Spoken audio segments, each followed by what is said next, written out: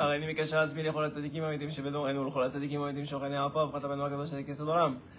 נחל נובע מקור חוכמה רבנו רבי נחמן בן פגל לשמחה נח נחמן מאומן זכותו יגן עלינו בזכר אמן. ערב טוב בשם השם נעשה ונצליח. On est revenu à notre temps habituel. Il n'y a plus d'azakot Baruch Hashem en Eretz Israël.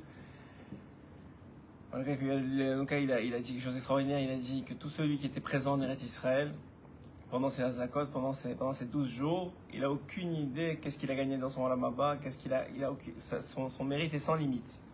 Même s'il faisait rien du tout, il était juste là en Eretz Israël pendant ces 12 jours, son mérite est sans limite. Donc, Baruch Hashem, les 12 jours sont passés. Et on attend la prochaine contraction. Comme vous savez, je ne suis pas de ceux qui vous diront que c'est fini. C'est pas possible. Parce qu'on n'a pas fini le travail, on n'a pas fini le tikkun, donc ça ne peut pas être fini.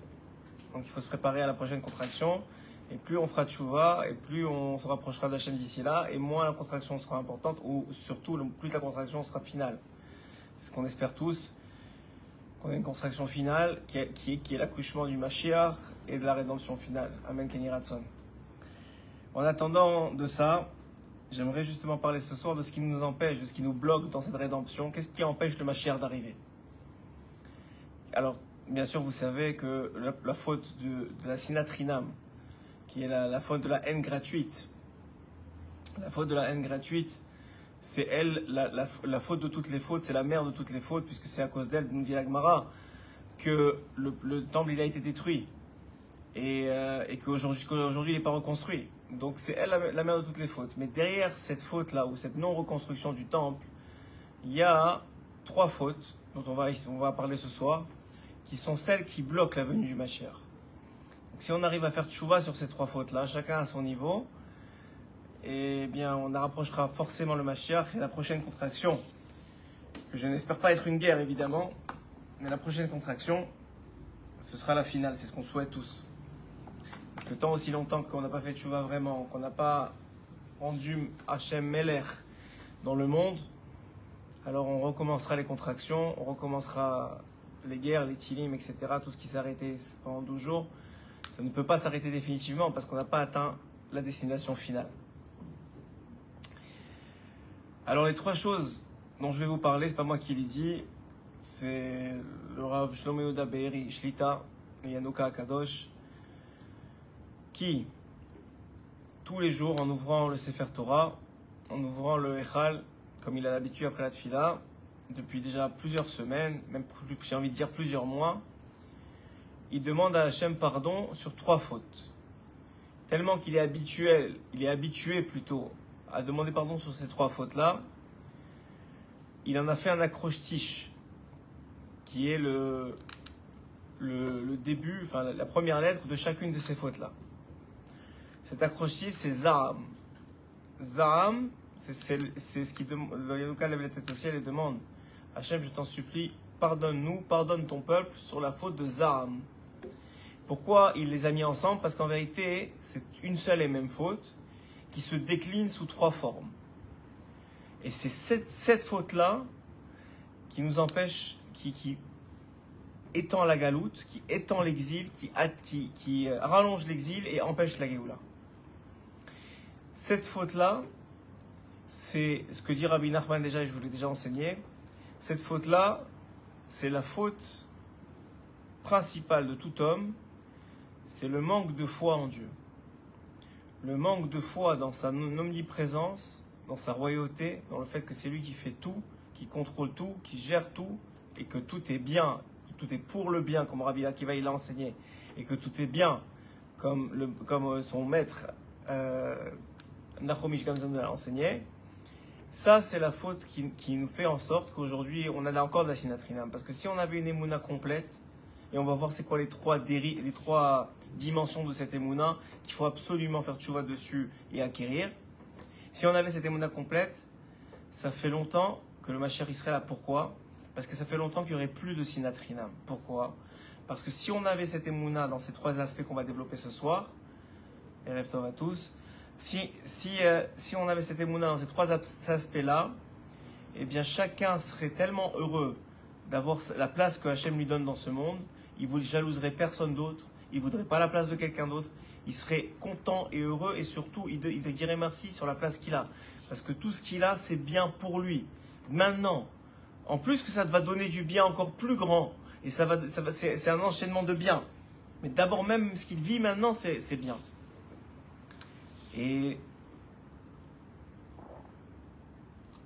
Bezrat Hashem, on va développer tout ce sujet-là ce soir à travers évidemment l'écoute à la fois de Rabbi Nathan, parce qu'on peut pas, c'est notre moment Breslev, c'est notre moment de Rabbeinu, et on veut le vivre à travers la Torah de Rabbeinu. Baruch Hashem.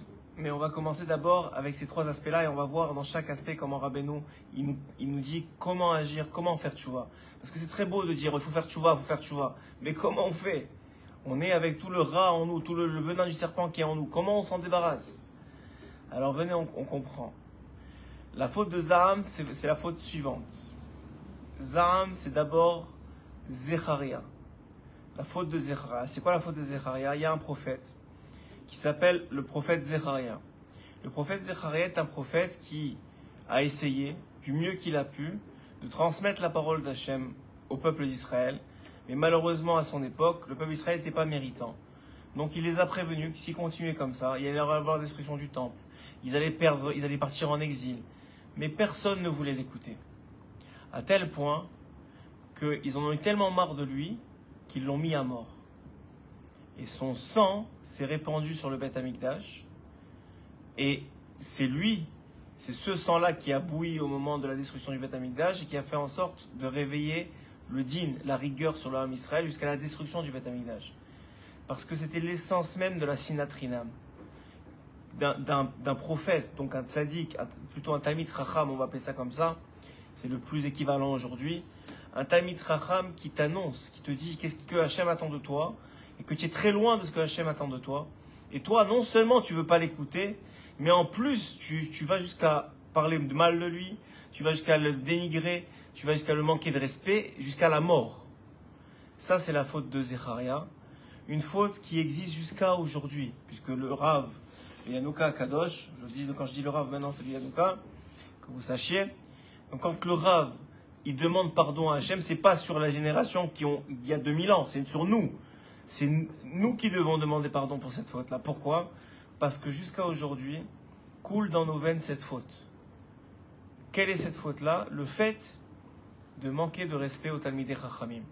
De ne pas donner le kavod à ceux qui portent dans leur sang et dans leur cerveau et dans leur corps la Torah de Dieu. Ce manque de respect, ce manque de kavod, cette remise en question permanente des Rabbanim et des Talmidei Chachamim, ça vient de la faute de Zecharia. C'est une continuation de cette faute de Zecharia qui a mené à la mort de Zecharia et à la destruction du deuxième temple. Et pourquoi on remet en question les Talmidei Chachamim? Parce qu'on ne veut pas écouter. Parce qu'on n'a pas foi dans leurs paroles. On ne pense pas que c'est la parole de Dieu.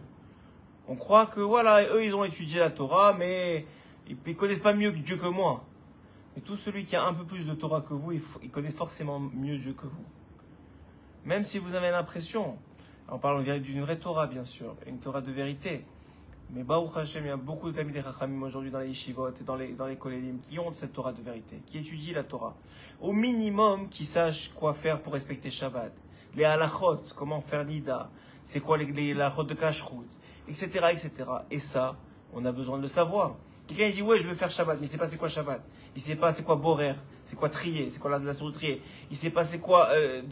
comment il va faire Shabbat? Il ne connaît pas les halachot. Les halachot, elles sont transmises à la génération par les Talmidei Chachamim. C'est eux qui disent la volonté d'Hachem dans son plus basse essence, dans son pshat le plus pachout. Ça c'est la faute de Zecharia. Une faute qu'il faut réparer jusqu'à aujourd'hui. Comment on répare cette faute, dit Rabbi Nachman de Breslev? À travers le respect des Talmidei Chachamim. Lorsqu'on se lève devant un Talmid Chacham, lorsqu'on embrasse la main, chez les Sfaradim qui ont l'habitude d'embrasser la main d'un Talmid Chacham, lorsqu'on va s'occuper du Talmid Chacham en s'occupant de tout ce qu'il a besoin au niveau financier, en lui donnant sa fille, dit Rabbi Nachman. Lorsqu'on marie sa fille à un Talmid Chacham, on est béni automatiquement. Lorsque les gens ils cherchent de l'argent, mais l'argent il sert à rien si c'est pas au service de la Torah et du Talmid Chacham. Donc la tzedaka au Talmid Chacham, c'est même pas une tzedaka, c'est l'entretenir, lui permettre de pouvoir étudier sans stress, sans angoisse et sans avoir besoin de se lever de sa chaise pour réconforter sa femme qui n'a pas de quoi manger, etc., etc. Tout celui qui s'occupe des Talmidei Chachamim dans cette génération, il répare la faute de Zecharia.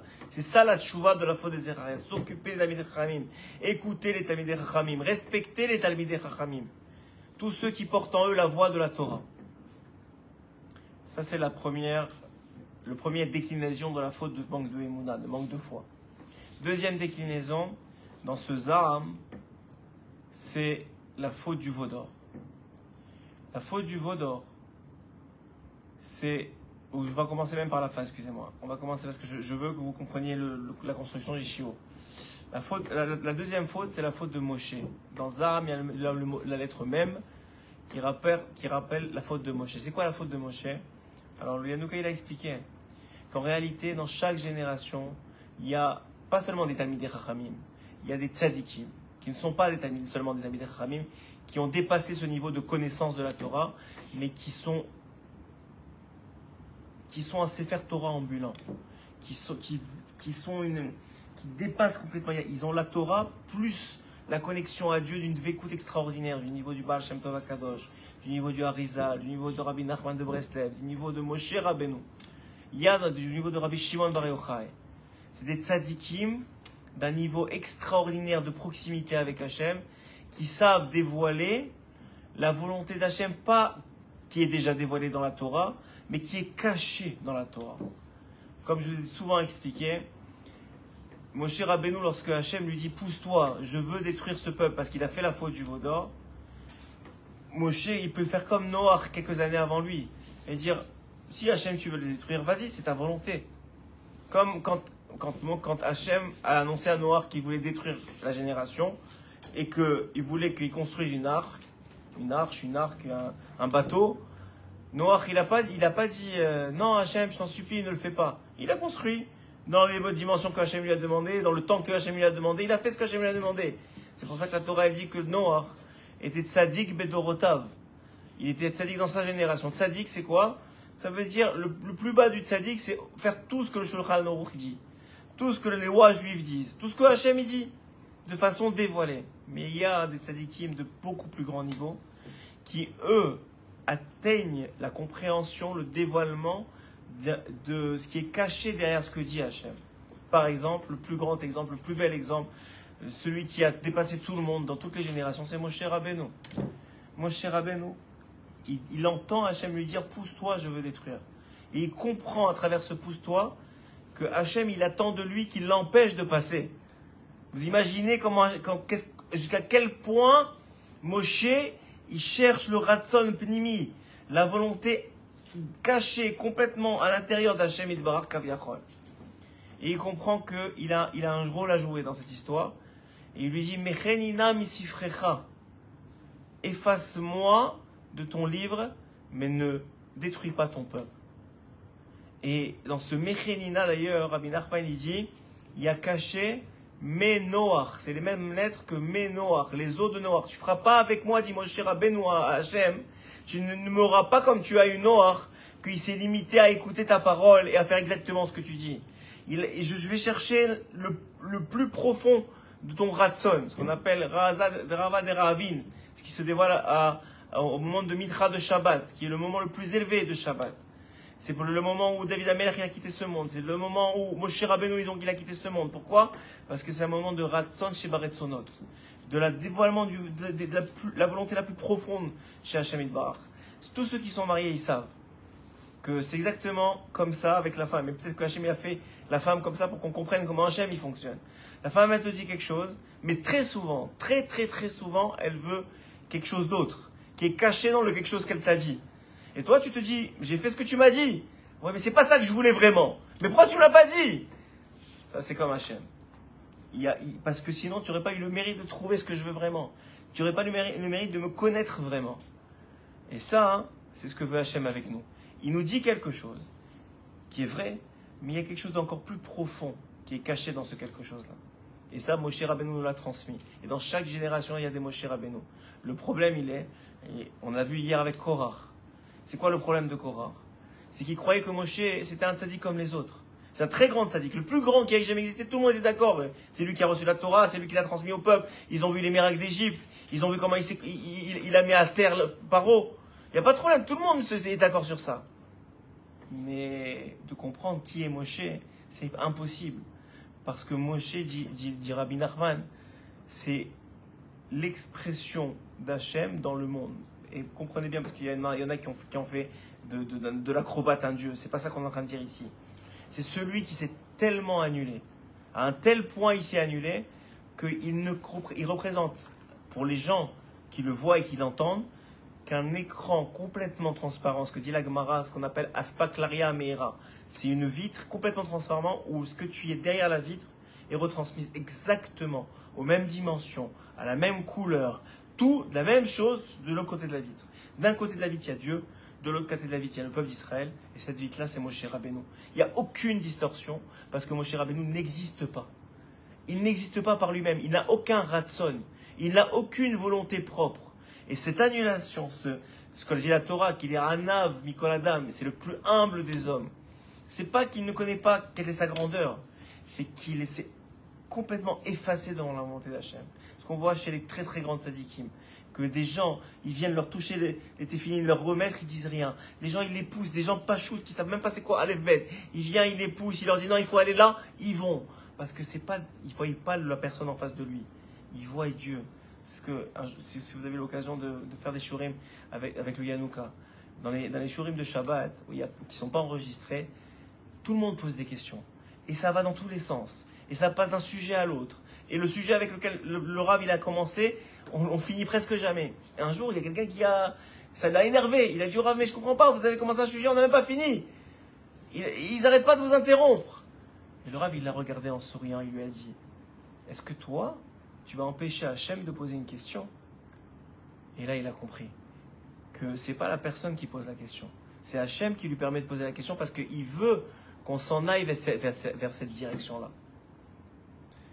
Ça, c'est la grandeur des très, très, très, très grands tzadikim qui ne voient que Hachem. Il n'y a rien d'autre que Hachem. Il n'y a pas Yaakov et Moshe et Meir. Il n'y a que Hachem. C'est Hachem qui me parle. C'est Hachem qui me dit d'aller là. On a vu chez Rabbeinu cette grandeur-là.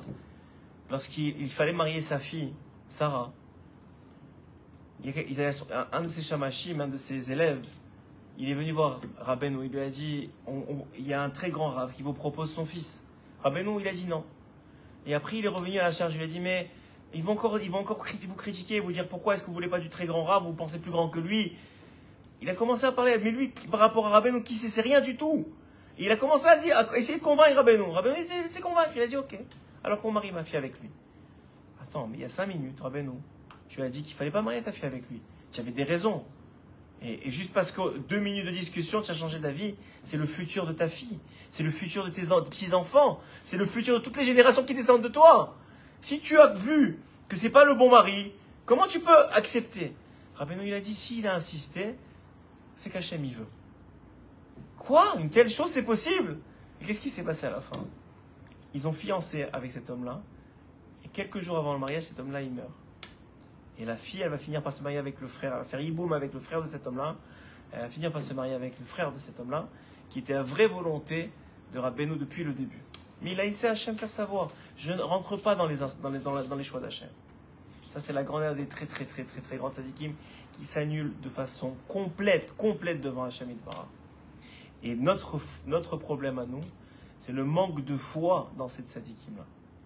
Le manque de foi de croire qu'on peut les comprendre, qu'on peut les convaincre, qu'on peut parler leur langage. Ça, c'est le manque de foi en Moshe Rabbeinu. Et ça, il faut faire tchouva dessus. Parce que le Mashiach sera du niveau de Moshe. Le même qui nous a délivrés en Égypte, dans la première Géoula, viendra nous délivrer sous une autre forme, dans un autre corps, mais viendra nous délivrer à la dernière Géoula. Ça, c'était la faute de Korach, qui commence à discuter. Mais s'il y a que des Sefer Torah dans la salle, est-ce qu'on a besoin d'une mezouza? Et c'est pas logique.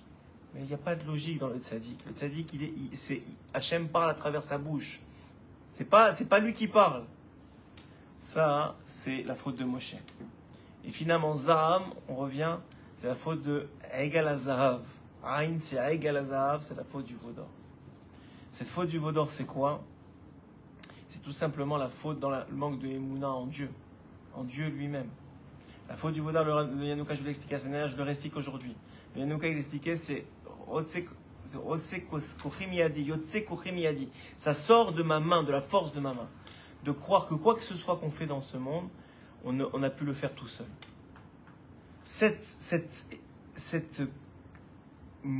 mensonge qu'on transmet de génération en génération, c'est le plus grand mensonge qui existe. Le plus grand mensonge, c'est croire qu'on peut faire quoi que ce soit tout seul, qu'on a gagné l'Iran tout seul, ou que Trump il a tapé les bombes tout seul, ou n'importe quoi, ou que même on a mangé tout seul. Si on a mangé, c'est parce qu'Hachem nous a permis de manger. C'est qu'on avait les mains pour manger, la bouche pour mâcher, et le cœur pour battre, à chaque instant. Quoi que ce soit qu'on fait, c'est parce que Hachem il l'a permis. Même la faute, dit Rabbi Nachman, il t'a permis cette faute-là parce qu'il sait déjà que tu pourras faire tchouva dessus. Les fautes sur lesquelles tu ne peux pas faire tchouva, Hachem ne te laisse pas les faire. Il te laisse un libre arbitre, mais ce libre arbitre est limité dans les fautes sur lesquelles tu seras capable de faire tchouva. À quel point Hachem il nous aime, à quel point il est là avec nous. Ensuite de ça, comprenez que ça c'est la plus grande des fautes, la plus grande des fautes. Donc on a ici 3 tikkun, 3 réparations, 3 tchouva.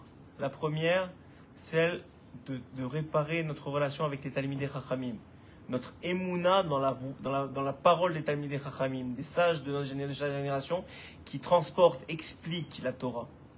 La deuxième faute, le deuxième tchouva, la deuxième réparation, c'est celle qu'on doit avoir face aux tzaddik de la génération. Vous savez combien se sont levés contre Rabbeinu à son époque? Combien l'ont dénigré? Combien lui ont manqué de respect? Combien l'ont humilié? Alors qu'on parle de Rabbi Nachman de Breslev, Kodesh Kodashim. Il n'y a pas eu un tzaddik, à part Moshe, Rabbi Shimon Bar Yochai, le Harizal et le Baal Shem Tov, aussi proches de Dieu que eux, que ces 5-là, qui ont compris Dieu comme eux, ils ont compris, il n'y a pas eu. Il n'y a jamais eu. Il n'y a jamais eu. Et seulement le Mashiach comprendra comme eux. Cette compréhension de la volonté d'Hachem. Qui est Hachem vraiment? C'est eux qui ont le mieux compris de toutes les générations qui est Hachem. Et on a osé lui cracher dessus. On a osé le dénigrer. On a osé parler mal. Moi, je parle personnellement. J'ai commencé à vous donner les shiurim il y a 10 ans maintenant. Il y a 10 ans, il y a presque personne qui parlait de Rabbeinu. C'était honteux de parler de Rabbeinu. Les gens, ils évitaient de dire son nom. Aujourd'hui, vous voyez la différence pour Hachem, comment on s'approche de la Géoula. Aujourd'hui, il n'y a pas un darshan, il n'y a pas quelqu'un qui enseigne la Torah sans au moins une fois parler de Rabbeinu. Parce que c'est toute la Torah Kula, elle est contenue chez Rabbi Nachman de Breslev. Vous voyez la chance qu'on a eu de pouvoir l'enseigner depuis déjà 10 ans. Et puis, la dernière et la plus importante probablement, c'est la faute de confiance en Dieu, qu'il est présent, que c'est lui qui fait tout, que c'est lui qui contrôle tout, et que notre seul libre arbitre en réalité, il est dans la volonté de ne pas empêcher de faire de nous, de ne pas empêcher Hachem de faire de nous des gens bien, des gens qui font des bonnes choses. C'est ça notre libre arbitre, c'est de ne pas empêcher Hachem de faire de nous des gens bien, des juifs, des bons juifs. C'est tout ce qu'on doit faire, c'est de ne pas l'empêcher. Le laisser faire avec nous ce qu'il doit faire pour nous réparer et finir le tikkun qu'on est tous, chacun d'entre nous, venus faire de nos parcelles d'âme qu'on est venu réparer. Ça, c'est exactement les 3 fautes qui empêchent la Géoula. Alors c'est vrai que le Baruch Hashem, et on remercie Hashem Yitbarach de tous les miracles, que ça a été une guerre extraordinaire, ce que le Yanouka il a appelé une guerre sainte, contre Amalek lui-même, et qu'on a eu, Baruch Hashem, des succès extraordinaires. Mais ne vous trompez pas. Ne vous trompez pas. Ce n'est pas une paix définitive. Ce n'est pas une trêve définitive, c'est une trêve. Une trêve, ça a un temps et ça finira par revenir. Et plus on sera préparé à avoir fait tchouva sur ces 3 fautes-là, sur la foi, renforcer notre foi et notre considération et notre respect vers les Talmidei Chachamim, vers les sages de la génération, renforcer notre confiance et notre annulation devant la parole et la volonté du tzaddik de la génération. Et renforcer notre émouna dans le fait que Dieu est présent à chaque instant et qu'il contrôle tout. et qu'il fait tout pour notre bien et pour notre bien éternel. Ces trois formes d'émouna là, si on fait tchouva dessus, on deviendra des hommes meilleurs, des femmes meilleures. On sera des gens plus proches de lui, on sera plus heureux, mais surtout, on rapprochera que la prochaine épreuve, ce sera la dernière. Amen, Kenny Ratson.